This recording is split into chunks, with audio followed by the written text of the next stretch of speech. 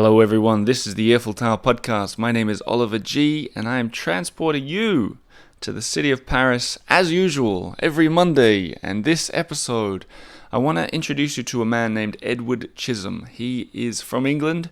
He's written a wonderful book called A Waiter in Paris, Adventures in the Dark Heart of the City. And when I say a wonderful book, it really is truly wonderful. You should check it out. I read it and I actually read an advanced copy of it, so I knew what everyone was in for. Then the press started saying, isn't it a fantastic book? People started sharing it on social media, and now it's time for me to share the episode with you.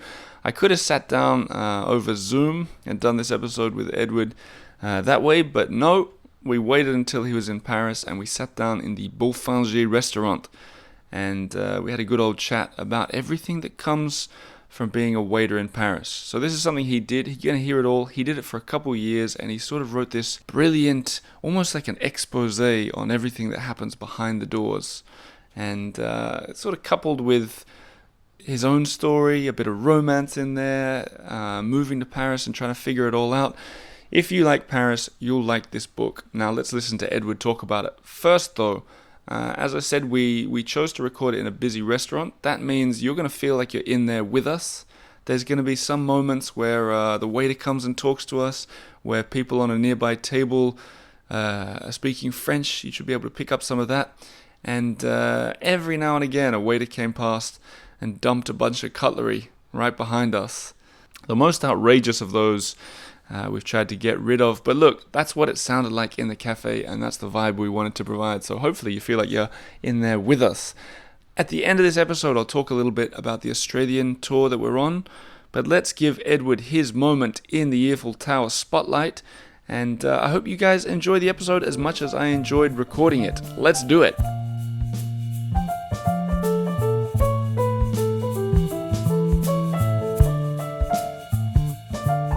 Edward Chisholm. That's it, that's me. Here we are sitting in Bofinger. Exactly. Some call it Bofinger.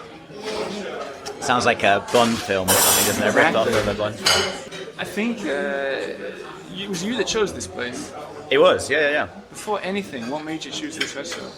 Well, I mean, we were discussing waiters and Paris and brasseries and things. I think this is one of these sort of classic and probably less well known of the iconic brasseries. And the food's good. It's got like a regional slant. It's Alsatian food, so the wine list is sort of oriented towards Alsace-Lorraine. So I think it's got a good character and a good personality, and it's beautiful. I mean, for the people listening, you should probably just describe where we are. Well, you know what? Your descriptions in your book were excellent. It was one of the things I really enjoyed about it. I don't want to put you on the spot, but how would you describe this place for the people in listener land? So the main room. There's a kind of large dining room under which the diners are all sat under this large, stained glass cupola, which I think has looks like rose bushes and wisteria. But actually interesting, if you look below, there's a ginormous vase, about 1.5 meters tall. And there's a stork, the bird, stork, which is something that's very common in Alsace. If you go there on the top of the buildings, there are these stork birdhouses, I guess. I don't know how to call them. What, for real storks? For real, yeah. So it's part of their migration rate, and a lot of them live there. So there's also these references to the Alsatian roots, because I think it was founded by an Alsatian or something. I mean, you'll see it in the menu. I think it says 1864 even. There you go. Fancy. Yeah. So we're in old school, traditional Paris brasserie. We are. The waiters are wearing black suits. The tables are wearing whites. So we're in a people can surely hear the clings of knives and forks being put away. We talk about your book a lot, but when you sit in a restaurant as a patron rather than as a gentleman standing there watching the patrons, do you have like flashbacks in good ways, bad ways? Are you observing them? Are you judging them? I'm not so much judging, but I'm much more familiar with everything that's going on. I can't help but watch. That's, you were saying why choose this place. If we were in a small sort of contemporary bistro, it wouldn't be the same. Also the size. Whereas these larger brasseries, you can see all the things that the waiters are doing. I saw myself looking at their shoes earlier, wondering like how uncomfortable they were, or how long they've been on their feet. And I do wonder when I see waiters like in these kind of places, like how long have these guys been working for? Have they been here since breakfast? Like who are the people behind the suit? So not judgmental, but definitely, you know, I'm aware, I'm alert to what they're doing. Do you have like the secret way to wink or something like that? Yeah, also an Illuminati handshake Something or something. like that. Yeah, I wish we did. Or maybe just like a badge. No, You don't unfortunately feel not. like you want to tell them a little bit? I've done this, brother. No. But I mean, so many people have been waiters. That's the thing, isn't it? It's such a universal experience. I think it's one of the most universal jobs in the world, isn't it? Like waiting tables. Like at some point, the large majority of us will do this, whether you're in New York or Rome or Beijing. You know, you'll probably wait tables. Although it feels like Paris. There's a much bigger connect between waiting and Paris than there is maybe in those other cities. I think it's more iconic, isn't it? Yeah. Like we associate Paris with food and by extension waiters. Like waiters are ubiquitous. You see them everywhere in Paris, right? You see them as often as the tricolor flag, or as often as you catch glimpses of the Eiffel Tower. So I think, and there's the identity of the Parisian waiter, which is something. I mean, a lot of people talk about it, whether it's the rude Parisian waiter or the snobbishness of the dining staff and stuff. So there's definitely something distinctly Parisian about a waiter, isn't there? In a way that other cities probably are less so. Let's talk about that rude Paris waiter idea. I got my own theories. Is it true? Well, exactly. Is it? Do you think it's true? I think yes and no. I think I mean, it's very generalizing, but like there are of course rude Parisian waiters, because if you're in one of these jobs, you're dealing with a lot of tables, a lot of people. You know, you're being paid minimum wage, and it's not a great job. So you are a bit short with people in the end, because you're not there to have a chat. But on the same side, you can have incredible conversation with the waiter if you take the time to ask them some questions. And it'll be much to your fortune as well, because you'll discover things on the menu which you probably wouldn't have ordered, be directed towards an interesting wine which you hadn't thought of or something. Speaking of wine, I want to get a glass of Yeah, whatever. sorry. What are you having as well? I went for the Riesling, which is one of the sort of traditional Alsatian wines. It's like a dry white wine. I have a theory about the rude waiters Tell me. that I'm interested in your thoughts on. Okay. I think there's a misunderstanding going on, that I think sometimes the customer is actually the rude one. Yeah. Maybe walking and presuming or speaking, not saying bonjour or speaking English or something. So I think there's a misunderstanding, but also I think sometimes a lot of French people and waiters perhaps don't speak fantastic English. And sometimes, like I've heard a waiter come up to people and say, "I'm listening to you," meaning "je vous écoute," which is quite like polite in French, but it's just a mistranslation. And then the guest or the customers may be thinking, "Oh, that was a bit short, but it wasn't meant to be."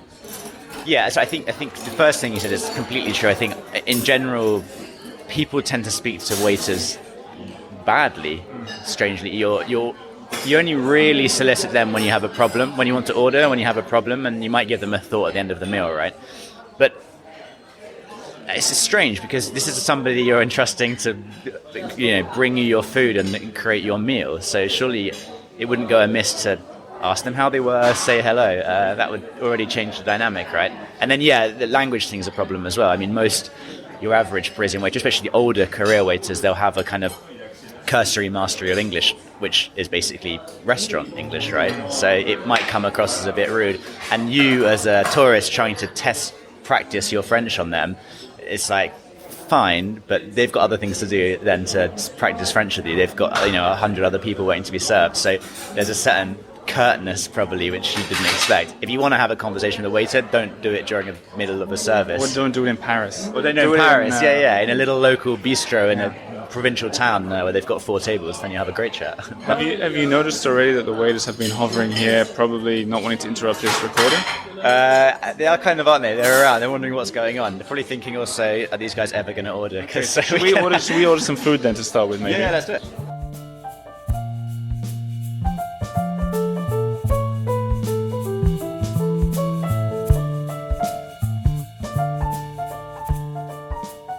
When you say I ask you something, it's like je vous demande. But in English, demander, to demand something is quite a strong term, right? It's a false friend. Whereas in French, it's just, can I ask you something? And so initially being asked, demanded to do stuff became quite Bonjour, monsieur. May I speak English with you? Ah oui, ok. Je peux pas le français avec oui, ça marche. Mais Merci beaucoup. Ouais, un petit peu en français, en anglais, oui.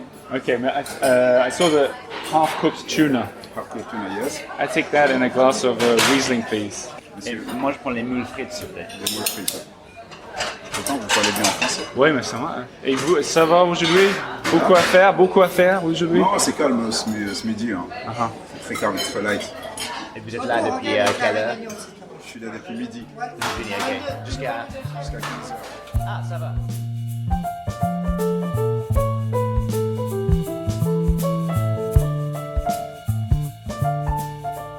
So we just had a 5-minute conversation with the waiter. Yep. His experience doesn't sound like your experience in that he works just with a big break in the middle. Yeah, so as he was saying, actually, and that's kind of what should happen is either you'll work a straight shift or you'll have got a coupure, like a break in the middle. And so he's saying he's working from 12 till 3 o'clock in the afternoon, then he's coming back at 7, I think he said, until midnight, 1 o'clock. That sounded positively tame compared to what you went through. Yeah, and that's what it should be like, right? But and so here's an establishment which is quite well known, and I think it's owned by sort of a group now. So I think the working conditions are much more strict, if you will. Whereas, in a lot of these places, and that is the misfortune, is that the waiting is a job that pulls in people from many different parts of society, mainly the periphery of society, right? So there's lots of room for abuse, if you will, because people are desperate for work, and so as an employer, you can make too many demands on your. You can get away with murder, which is what happened with you. Yeah. Let's talk about your book. Okay. Firstly, the compliments. I loved it. Thank you. I thought it was really great, and you obviously already know this because it's getting talked about an awful lot. Yeah. It's been amazing. How does that feel first? Well, yeah, it's been incredible. The press in the UK and now in America and Canada. You write a book half in the mind that it's half in the mind that it's terrible, the worst thing committed to paper, and half believing it's good or it's of value. So, yeah, it's been amazing to have those positive reviews in the press. But I think even more incredible is the people that have got in touch with me who have either worked in these jobs or just had no idea about it and said, you've kind of opened my eyes or whatever. And that's an incredible thing to think I've done, which I didn't expect, So that's cool. There's a few things I really liked about it. One, I really liked that it's a lot of people that write about Paris and their time in Paris. I'm sure it's been done before, but I haven't seen one that's been about sort of this kind of job and the underside, the underbelly of beautiful Paris. I like that you that you shone a light on it. For anyone, I've never been a waiter, but I worked in a hotel in London. Okay. Super similar. I'll talk to you about it later, but there's so many full of stories, right? And the same kind of characters, thing, and behind the scenes, and what the guests saw was very different to what we saw. And I love that you captured such an experience in life in such a serious way as well. This isn't just a little. This isn't just a little blog about funny stories that happen when I'm waiting. This is shining a light on Paris as well and French people.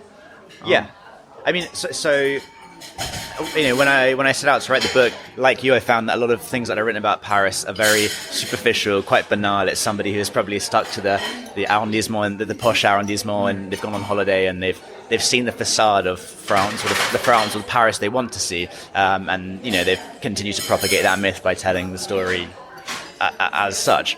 But the reality when you live here, and you'll know, there's still Paris, and by extension France, is a very complex society, a very complex place. Paris is an idea anyway. It's so complicated. So what I wanted to do when I set out to write the book was to create a genuine portrait of Paris, both the light and the dark, to shine a light in the dark places, but also to say it's a beautiful stage, right? I say in the book as a metaphor, really. Paris is a stage.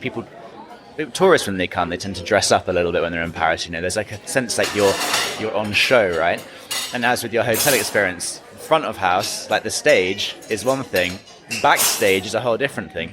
And I think often we don't want to consider or ask ourselves what is going on behind the scenes, whether it's with what we're eating or where we're eating or wider implications in life, just in the city or in the society. And so then afterwards, sure, I'm writing about my experience as a restaurant, but I'm talking about the people I work with, and also one of the reasons I wrote the book is that when I was talking to people about France or Paris, following like having left waiting, all this kind of stuff afterwards, I found I would often go back to the restaurant as a kind of metaphor for explaining France, especially Paris, the sort of segregation of people, like the differences in nationalities, the hierarchical, like vertical nature of the society, the sort of multilingual, even if French is the kind of lingua franca of most people. And the restaurant becomes a metaphor for French society, or any business even, or it could even be a family if you like. But yeah, or you could just read it as a bit of an adventure in Paris. Well, what about,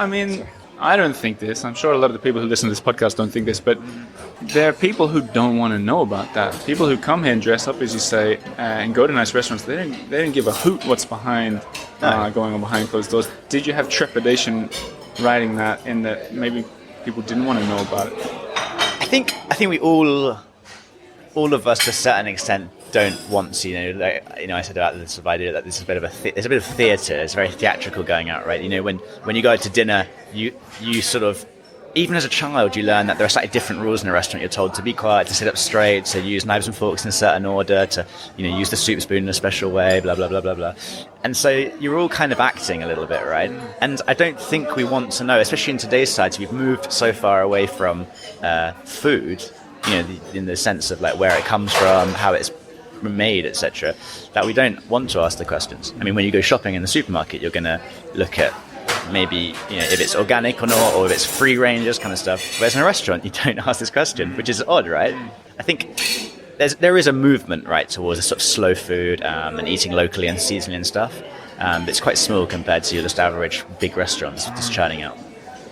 On what you said there, something happened to me the other day. I was in a boulangerie and there was I wanted a sandwich, and she grabbed the sandwich and I saw there was a big hair on it. So she picked it up and I was like, maybe I'm conflict averse or something. I was like, oh, am I going to take it? I was like, no. I was like, no, not that one, another one. Yeah. And she picked another one. Okay. And I didn't say anything about the hair, right, at first. And I was like, oh no, someone else is going to get that hair. So I said to her, when no one could hear really, I was like, by the way, there's a hair. I probably said, knowing my bad French, I probably said there's a horse on it. Yeah, that's usually what happens. But I said there's a hair. And then she took it, she was great. She took it away and she put it aside. And then I remember thinking as I walked out, she'd probably just take the hair off and put it back in the counter. Course. Yeah, Of course. But I didn't want to know that. No. I was comforted by the fact that it had been put to the side while I was in the shop. You've done your and that good Samaritan job. And whatever happens next is up to the boulangerie. But that's a similar thing to what you were saying in your book. You talked about stories of food dropping, getting put back on the plates and stuff. Yeah. Is that as bad? Was that as common as it sounds, or was this like one or two things that you saw that you? In the book, I was very aware that I needed to create a balanced portrait, right? So I had to show examples of everything. And the book is 300 pages or something, and so it's not everything. But yeah, it was not uncommon for. This isn't a regular thing. This is, I just hasten to add, not all restaurants, right? But it wasn't uncommon that, as a waiter, the food's going to arrive in a dolly lift from a different part of the restaurant or whatever. The kitchen's down below or upstairs. And, your job is to serve it, so you want to make sure it's presentable. It would have moved a little bit. Maybe the beans and the sauce have gone somewhere. So you're going to quickly, using a serviette or a napkin or something, wipe it down. But, a lick of the finger is not unusual, just to take a sort of mark off or a finger mark off. And, yeah, if things sort of got knocked over and stuff and you were really rushed and there's lots of tables, what's more important? The tip you're going to get, or just quickly using your hands to put it back on the plate, and you do it, right? George Orwell said something quite good. He said, I think it was something along the lines of, the more you pay for your food, the more people have touched it. And I don't think today that's really the case. There are a lot of people between you, linking you basically, this chain between you and your food, to like all the different people, back to, the bread rolls here, they were made by somebody probably like 3 o'clock in the morning, we hope, or they might have been frozen, who knows.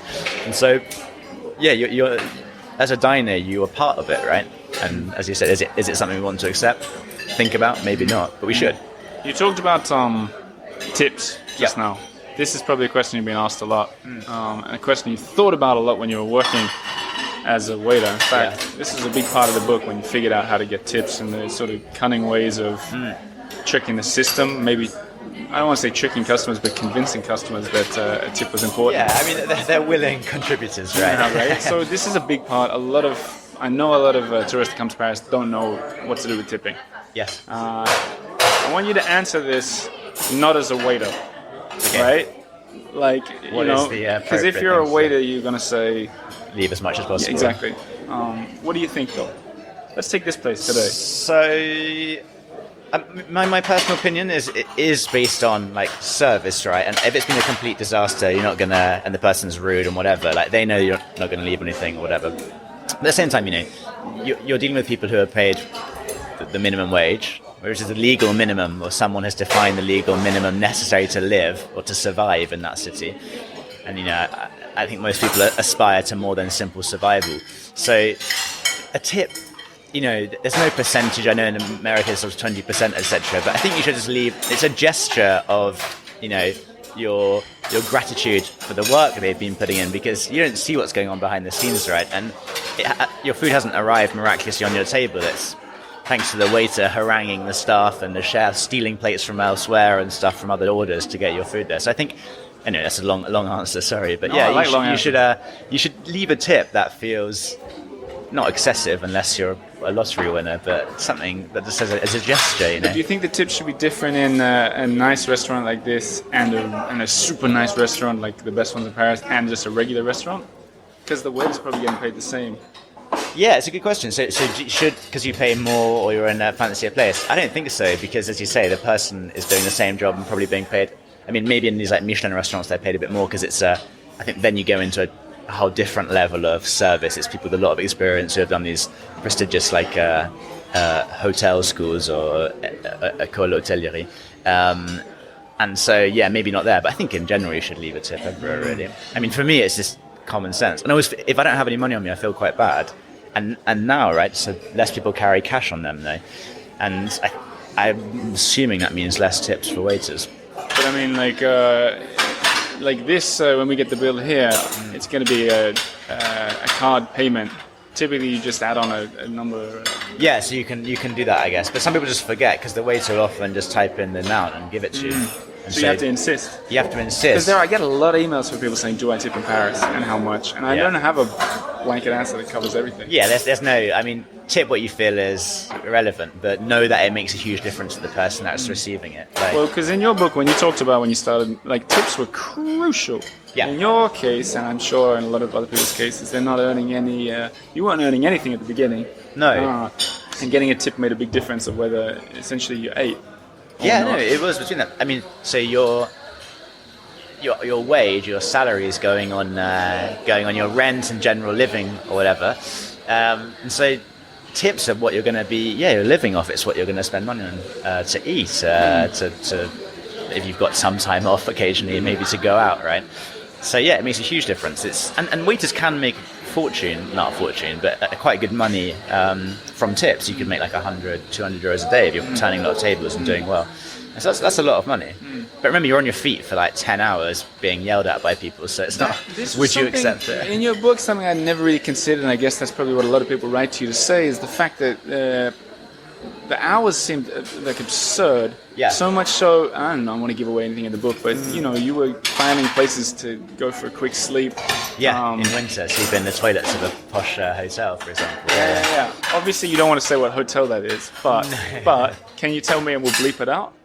Well, it was several different ones, but I can't really be too specific because it might also help identify the restaurant. That's what I wanted to talk about. Like, imagine there was a lot of difficulties in what you get away with saying, because I remember reading it. Yeah. I'm no expert on Paris restaurants. I mean, probably, well, maybe to a degree, but I was trying to figure where it was and which one it was, and I was thinking maybe you've written this in a way that is impossible to figure out.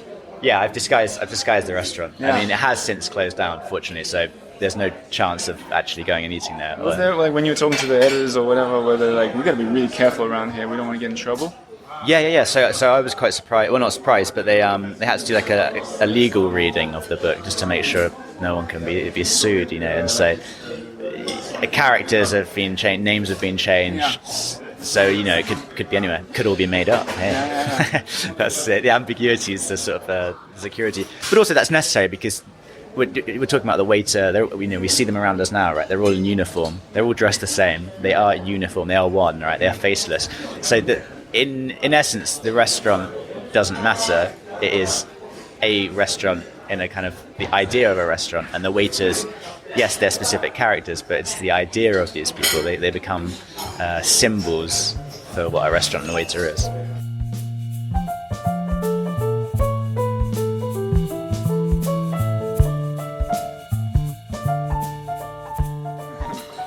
Did you ever drop a plate on somebody? Oh yeah, it's awful. Like so, the big silver, they've got them here as well. You know, these big silver trays, right? Like they're just the most poorly designed object ever, because anything you place on it slides around, and so you know you have to carry a lot of stuff. And the amount of times when you're first using the platter, the tray, sorry. You know, so I had once like a whole wine down someone's. Wow, that's incredible. Merci. Wow, do you want another glass of wine? Yes. Je peux prendre encore une belle vin blanc, s'il vous plaît. That looks incredible. You've got you've got 60 mussels there. Yeah, I've got like a whole, like several generations of a mussel family. Yes. Feel free to help if you can. Bon appétit. Merci. Merci.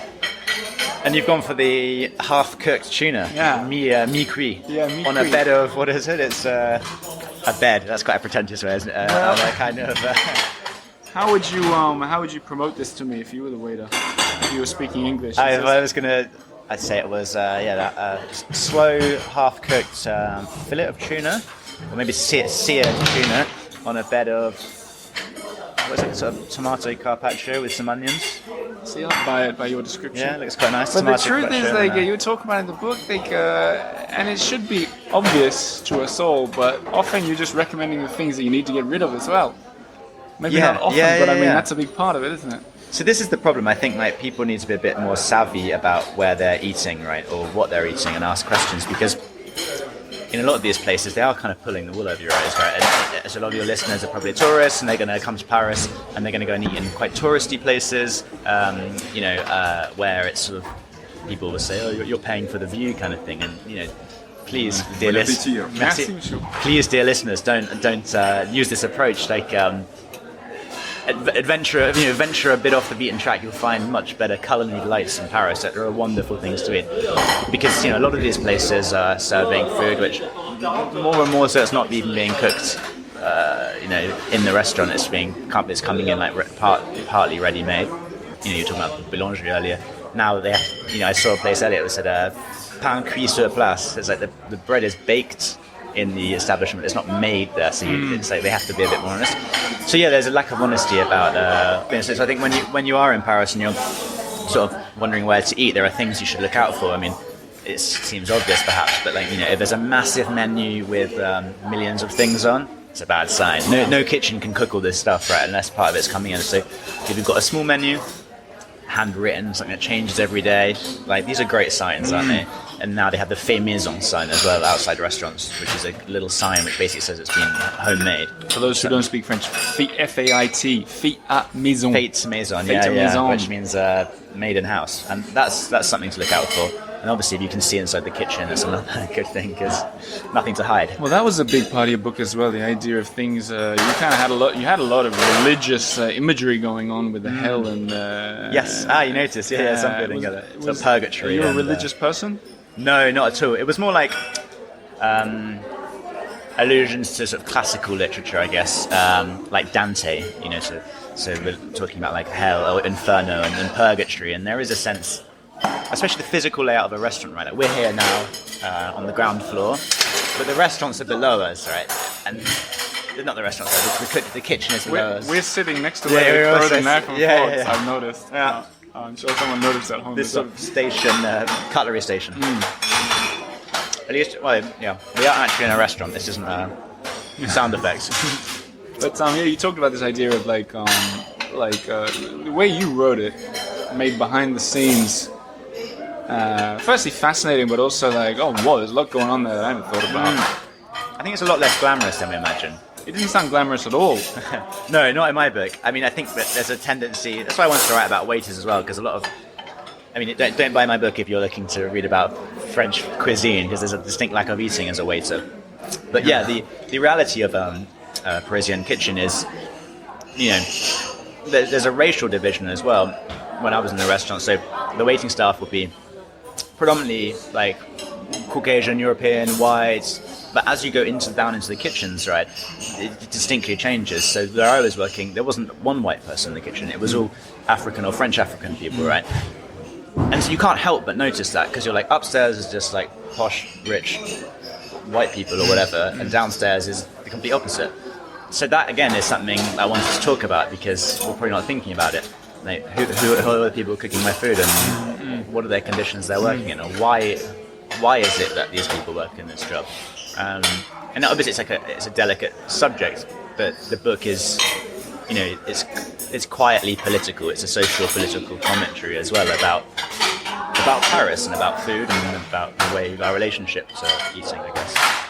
You brought up literature, and we're sort of talking and eating at this point to keep everyone in the loop of what's going on. The mussels are fantastic.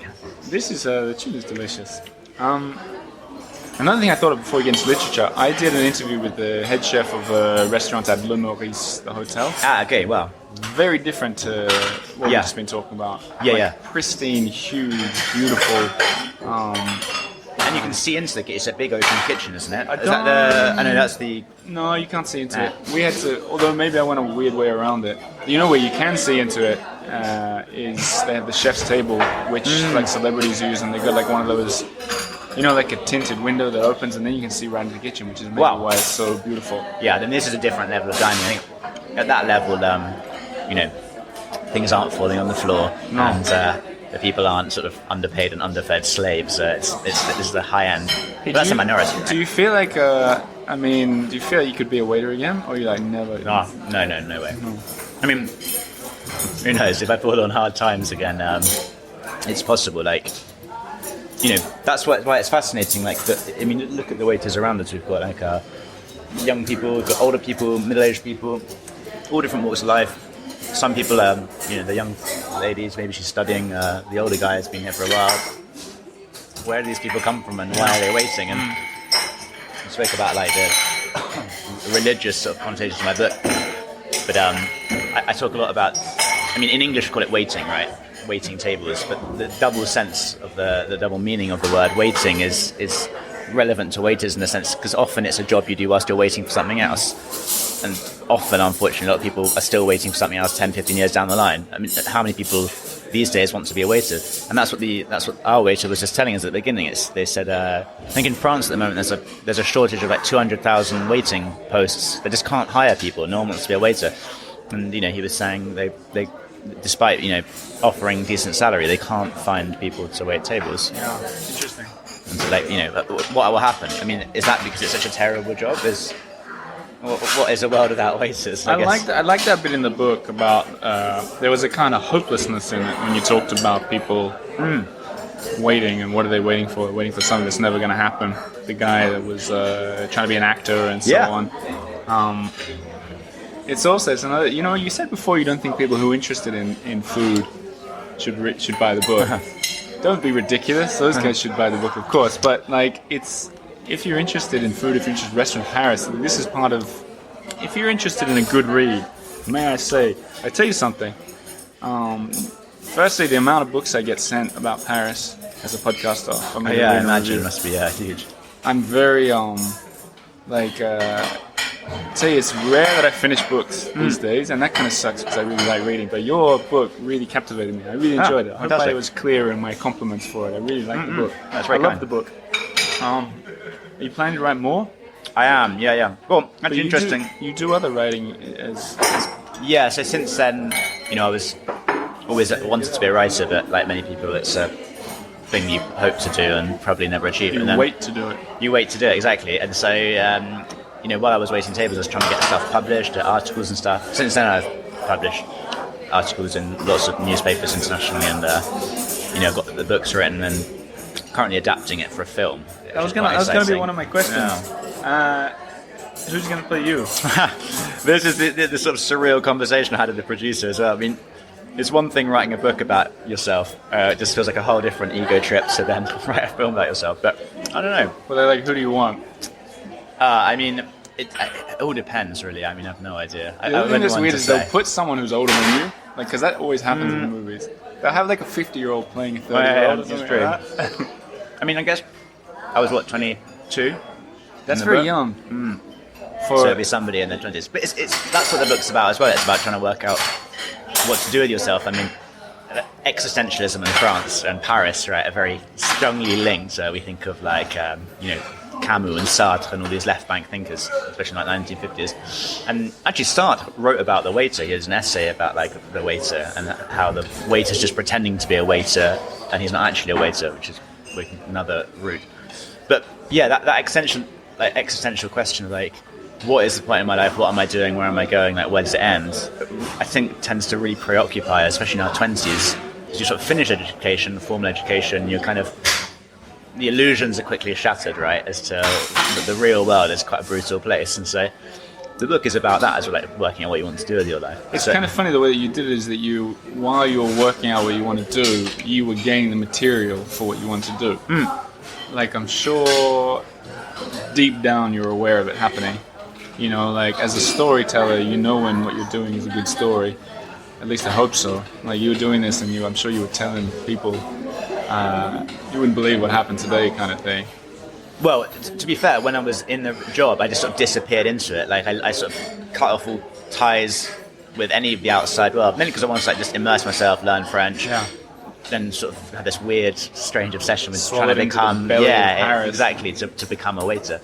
Kind of like Sacha Baron Cohen becoming Borat for a year. Yeah. So I'm going all in. Exactly. But I mean, it's just you've just got to go all out, and so I think that's one of the things that's great about Paris as well. When you are in Paris, like you do feel a little bit like you're in a film or a book, right? Because it's just so familiar. And I didn't go into this job with the idea of writing a book about it at all. I assumed I was going to work on a novel, but you have no time. You just the hours you get off, you sleep or get drunk and sleep.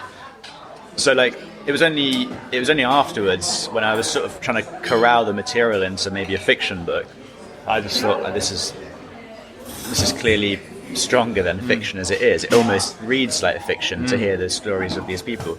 And for some people, it seems almost unbelievable what happens. People who've worked in restaurants find it kind of normal. They're like, oh, yeah, of course. But at one point I realised there was no need to fictionalise the account or add a murder or anything at some point. If thinking of adding, when they make the movie of it, I was thinking about that this morning. If they make a movie, you have to assume they might make a stronger love story. Yeah, it's for Hollywood. Yeah, that was it's a love-hate Paris love story rather than a.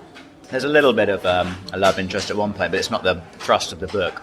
So that's the discussion. I mean, I've got it's interesting doing the adaptation of the book to the film, for the screen, because you have to start slimming down characters and making a sort of a simpler to read like character arc essentially. And yeah, so one of the questions is the love interest higher? Will that detract from the story I'm trying to tell? And talking about cinema, like when I was writing the book, sort of stylistically, I was also watching a lot of like post-war Italian film cinema, like neorealism they call it, and those films were very much filmed like a sort of documentary style, right? They use like non-professional actors, often just like using natural lighting in the streets and stuff of Rome, and you see them sort of bombed out city. So I think that was also in the back of my mind as I was writing. I was like, I want to just think of that sort of like post-war cinema where it's just like real people in real situations. So if they were to do a movie, it would be more like unknown. Like the guy who played you, less likely to be Tom Cruise and more likely to be someone we never heard about. I mean, ideally, it's someone like incredibly good-looking, so I can sort of rewrite my own past. But that's what made the British Office so good, is that they were all just regular people that weren't famous actors. Maybe that's what they'd go for with your one. Yeah, who knows? I mean, obviously, if somebody, someone big wants to play... Of course, you're not going to say no to Tom Cruise. It's quite useful. No. Here's a question for you. They haven't brought you a glass of wine. They haven't. I was about to think about that. Well, how do you react to that? The problem is, we asked... This is a classic thing. The guy who brought us our food isn't the waiter, he's the runner, which is what I started off as. And so he doesn't, have probably the till key anyway. Right. And he's already doing like another million other jobs. So he's probably forgotten to tell our waiter to bring me my wine. He's certainly forgotten at this point. He's We certainly can forgotten. find out how many minutes it's been. Or he's drunk it. But the question is, like, how do you react to that? And how should one react? I mean, it's not the end of the world. I'm not going to die. But is it the tip is going down? Je peux avoir un verre de vin blanc, s'il vous plaît? I've also asked another non-waiter, so we'll see how that goes. But I can imagine there's people who go to a nice restaurant, tourists who go, well, they forgot my wine, I'm not tipping. Yeah. People very quickly. I think that's unfair, right? Of course, I think it's unfair. You know, but there's that idea of like a lot of people don't think that they're. Oui, je voulais encore un verre de vin blanc. Oui, s'il vous plaît. Yeah, I don't think you should approach it like that. Like, it's not like a game. Like, am I going to give him a tip? Depending on whether he performs, like a sort of dancing you monkey. start off thinking, I'm going to give a €20 tip, and every mistake I'm going to take off 1%. It shouldn't be like that. No. That's dangerous way of thinking. And you know, if I'm really rushed and I've asked, like, if I'd asked twice and it hasn't come, I'd be like, oh, come on, like, how many times do I have to ask? But you know, we're having a nice conversation. There's wine in my the source of my muscles, so I can drink that whilst I'm waiting.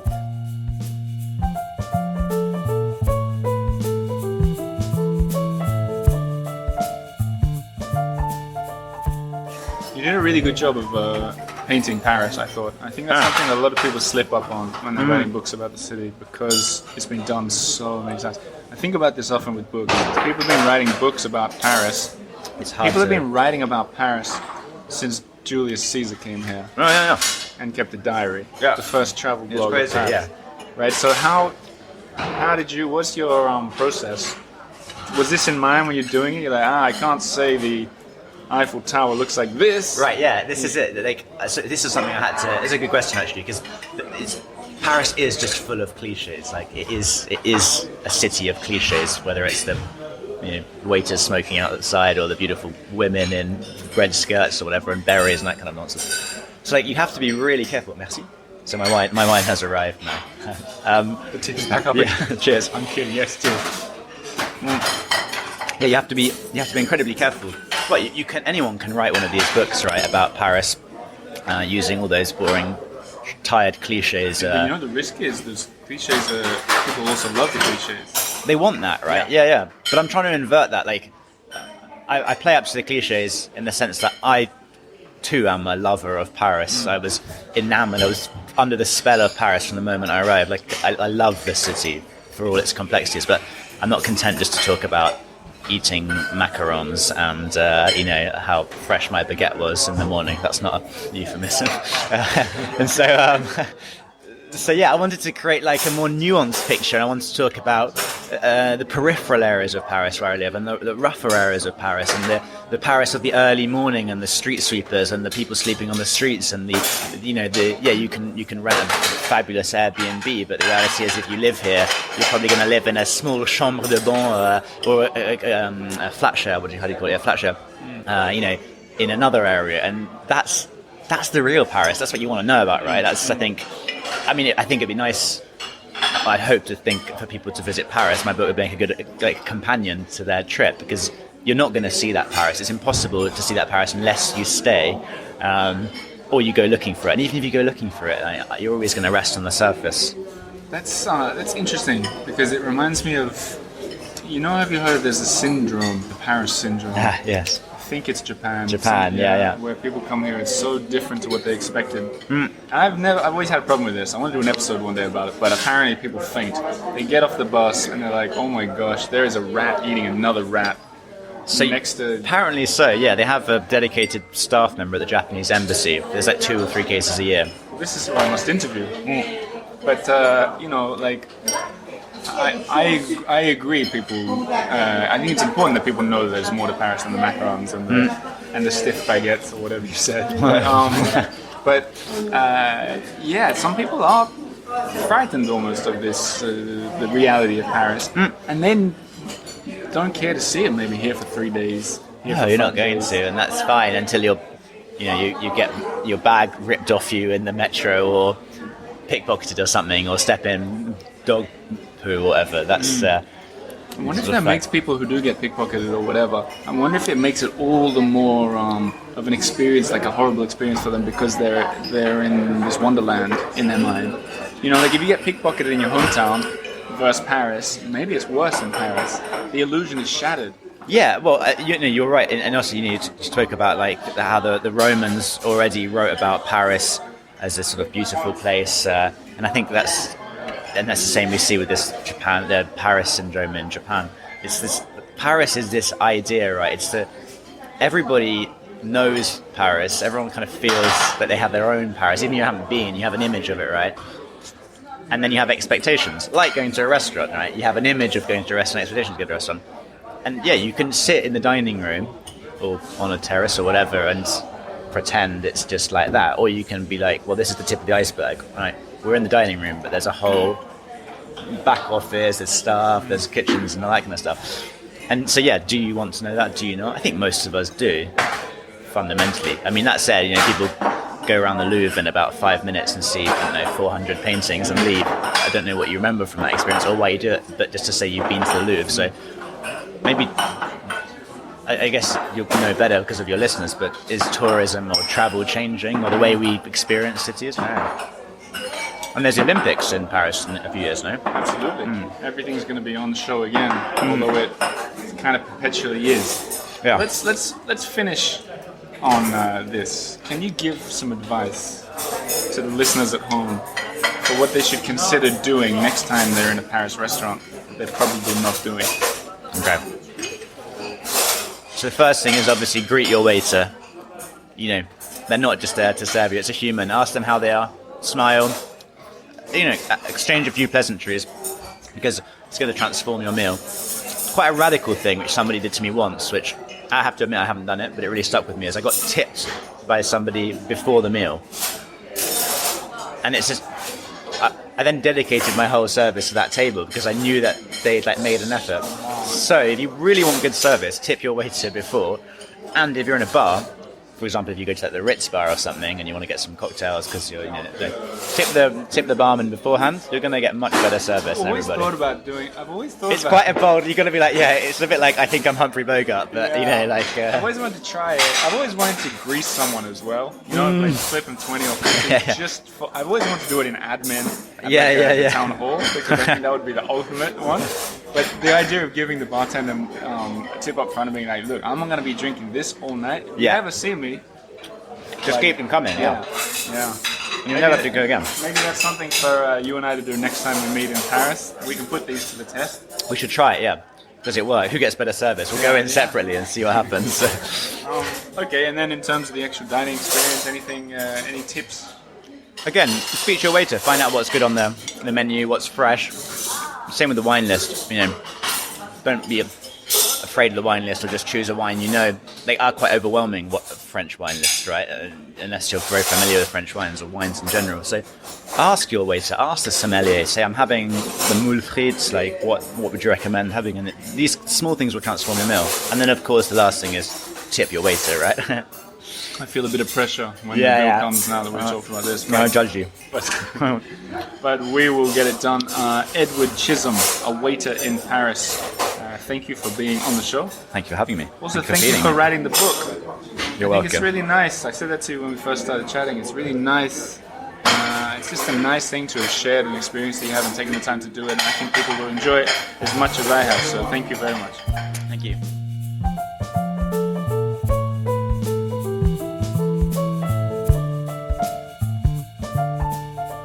So there you go, Edward Chisholm. You can follow him on Instagram, Edward_Chisholm_. So that's CHISOLM. And you can find out, just Google a waiter in Paris and you'd have to be crazy if you can't find this book. Then read it and thank Edward later.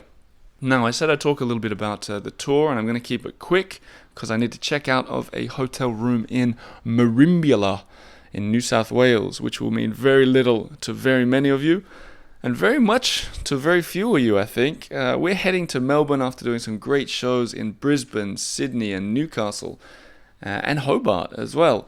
Met so many of you lovely Australian listeners and readers, and I'm hoping it's going to be the same story down in Melbourne.